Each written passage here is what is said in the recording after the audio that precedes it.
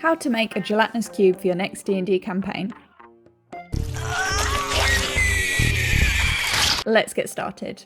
First up, you'll want to grab some spare parts that will be stuck in the cube. This could be random shields, arms, heads, or anything you can find. I have these parts left over from kitbashing, but you can also use a miniature of the month, which is free from your local Warhammer store. These are the bits that I chose in the end. There's some skeleton remains, some weapons, and a little shield. You can also grab kits like this to get skulls and other odd bits. I then remembered I actually already have some skulls in my bits and bobs drawer. These are left over from a project I did where I stuck my skulls on the top of my contrast paint so I could see their colours. We had a little casualty and this guy didn't survive. He accidentally got chopped in half, but that's okay, we will roll with it. I will use some Citadel Chaos Black to prime these pieces. Let's move over to the cube. You will need to have some heat resistant acetate sheets, some UV resin, and of course a torch to cure the resin. You're going to want to cut out 5 squares to start. Don't worry too much about these being accurate in size, as the shape of the gelatinous cube is very forgiving. Once you're happy with your shapes, you'll want to start using the resin to stick them together.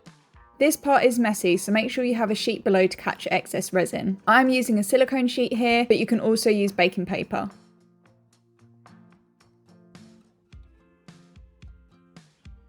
Grab an old brush, and then once all the sides are secured with the resin, you can start doing the main pour over the top. Have your torch on hand so you can start curing the resin at different points of the drops falling. This will make sure you have an uneven, droopy surface.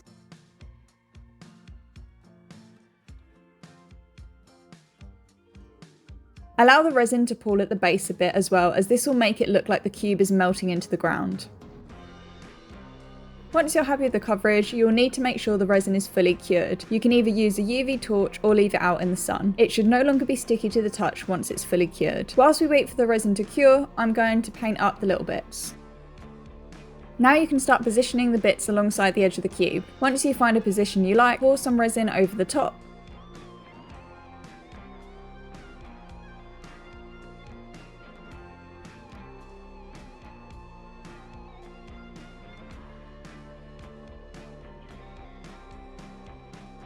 And then once it starts to drop down, you can use a torch to cure it in place. I also experimented here and put one of the skulls on the inside of the cube so that it looked like it was much deeper inside the cube rather than sticking out. I've gone for a hollow design so that you can trap your player's characters inside in the game. And now give it one more blast of UV to cure and you're done.